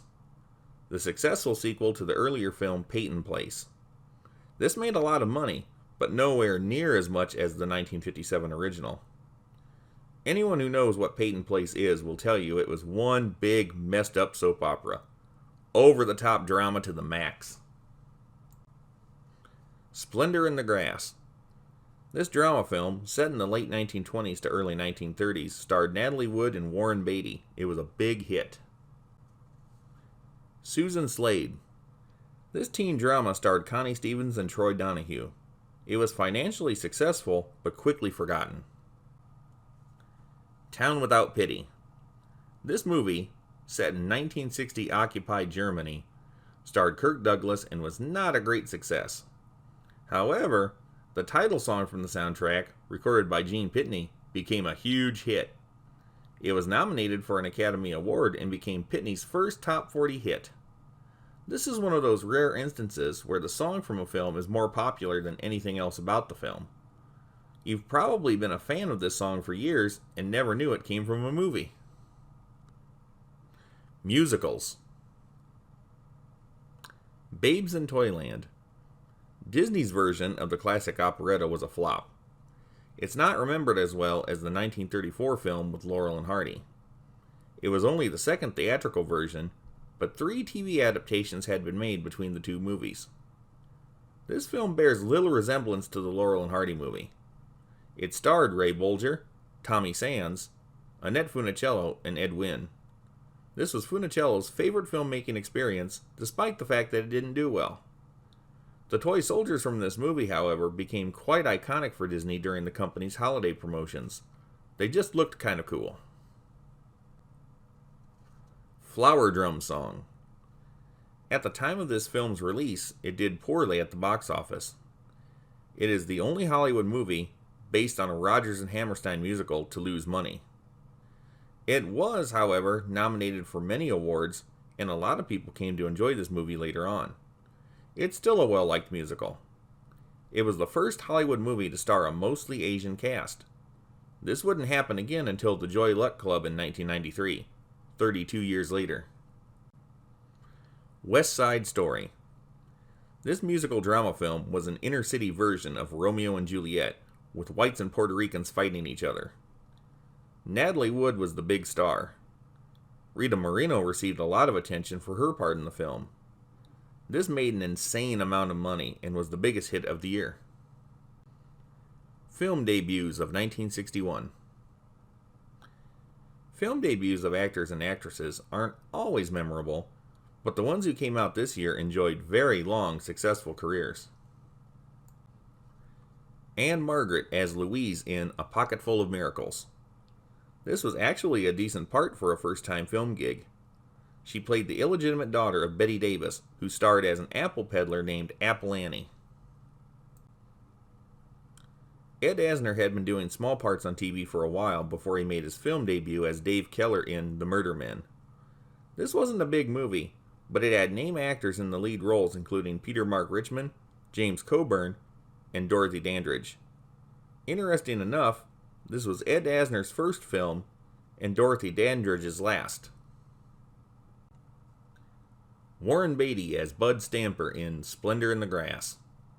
If your first film role is the male lead opposite Natalie Wood, you're doing pretty good as an actor. He had been acting on TV since 1957, but this film broke him out as a name actor. By the late 1960s, he was an established superstar. Jack Cassidy as Gareth Lowell in Look in Any Window. This was a small part in a weird drama movie. He did more films, but was more famous for his TV and Broadway performances. John Davis Chandler as Mad Dog Cole in Mad Dog Cole. His first film was the leading role of a biopic about the real-life mob hitman. The movie was heavily fictionalized, and it wasn't a great hit, but it set his career in motion. He did a lot of bit parts after this, but he was always working until his retirement in 1995. Mad Dog Cole was also the first film for Gene Hackman, who played a policeman in an uncredited role. He also made his television debut this year. Gene Hackman was one of those actors who was largely unnoticed until he first became noticed, and then BAM! Instant legend. Talking about big stars, Mad Dog Cole was also the first film for Telly Savalas, who played Lieutenant Darrow. Savalas had been acting on TV since 1959. He continued to play a lot of supporting roles in TV and movies until 1973 when he struck it big with the TV series Kojak. Louis Gossett Jr. as George Murchison in A Raisin in the Sun. To me at least, Louis Gossett Jr. seemed like more of an 80s and 90s actor, but he got his start way back in 1961. The movie failed at the box office, but became a classic in the years since. To have your first part in a movie that people still talk about so many years later is a great achievement as an actor. George Kennedy as Nathan Dillon in The Little Shepherd of Kingdom Come. Kennedy had been acting on TV since 1956, most notably as the recurring character of military policeman Sergeant Kennedy on Sergeant Bilko. Little Shepherd was a Western movie that went largely unnoticed, but Kennedy kept getting bigger parts in bigger movies. He remained a big-name actor until his final film in 2014. Harvey Korman as Ken Carter in Living Venus. This exploitation film was inspired by Hugh Hefner, the real-life founder of Playboy magazine. Korman played the second lead of the film, a photographer. Technically, Korman's first film appearance was in a 1959 industrial short called Carving Magic, but this was his first part in an actual film. His breakout role was as a regular on the Danny Kaye Show variety program from 1963 to 67. After that, he got real famous as a player on the Carol Burnett Show from 1967 to 77. He basically remained a character actor until Carol Burnett, but after that he was a highly sought-after featured performer. If you had a movie or TV show, and you could get Harvey Korman to make an appearance, it was a good thing. He rarely got leading roles, but people looked forward to seeing him in an ensemble cast. Dudley Moore as piano player in The Third Alibi. This was an uncredited role in a British thriller film. He became so popular later on, it's hard to believe he had such a minuscule part in such a little-known movie. Hey, he had to start somewhere. Joe Pesci as dancer at the Peppermint Lounge in Hey, Let's Twist, a movie featuring Joey D and the Starlighters. This was an uncredited part. Joe Pesci traveled a long road to fame. In the early 1960s, he worked as a barber while trying to start a musical career. He played guitar with several bands, including Joey D and the Starlighters. His first album was in 1968, and he went by the name of Joe Ritchie. The album was covers of popular songs and didn't sell fantastic. From 1970 to 76, he was part of a stand-up comedy duo with Frank Vincent, another actor you wouldn't guess was a stand-up comedian. Pesci's next film was a low-budget crime thriller in 1976 called The Death Collector. After that, he lived above an Italian restaurant where he was an employee. In 1979, director Martin Scorsese noticed Pesci's performance in The Death Collector and wanted him for a role in the now famous movie Raging Bull. That movie was released in 1980 and really kick-started Pesci's career as an actor. He became known for playing volatile bad guys or volatile funny men. Either way, Pesci's characters often had anger issues. His real big breakout came with the Lethal Weapon movies as comedy sidekick Leo Getz. He first appeared in Lethal Weapon 2 from 1989 and was in all the remaining movies. From 1989 onward, he just kept getting bigger parts in more good movies. Burt Reynolds as Hoke Adams in Angel Baby. For the major superstar Burt Reynolds became, he didn't enjoy a quick rise to fame. He started acting on TV in 1958. This first movie part was a significant supporting role. Still, it took until 1972 with the hit movie Deliverance before Burt Reynolds enjoyed his breakout role. His biggest all-time hit was Smokey and the Bandit in 1977. After that, Burt Reynolds always remained a big name, even if some of his movies weren't so hot. George Segal as Dr. Howard in The Young Doctors. This was a small part in an obscure movie that, strange enough, featured a lot of big-name actors. Segal's career took a long time to take off, despite the fact that he always worked and people really liked his performances. His first real breakout role was in the 1966 film Who's Afraid of Virginia Woolf, a super success in theaters that got him nominated for an Oscar for Best Supporting Actor. After that, he started getting lead roles. The 60s and 70s were his decades. He always worked after that, but good roles were few and far between. The 1990s were kinder to him. He had a major role in the sitcom Just Shoot Me from 1997 to 2003. He continued to work after that, but his next major success was as Albert Pop Solomon, the grandpa on the sitcom The Goldbergs, from 2013 until his death in 2021. I know George did a lot of good stuff, but I still like his role in The Goldbergs the best. It was a well-played character on a well-done show, and if you see the show, he's definitely going to do something that will make you laugh. This was a full year. The 1950s weren't entirely over, but the 1960s, as we know the decade, wasn't firmly in place. In some ways, the world was becoming a scarier place. In other ways, it was becoming more interesting. For a lot of people, these were still the good times. Come back anytime you want another dose of the year 1961.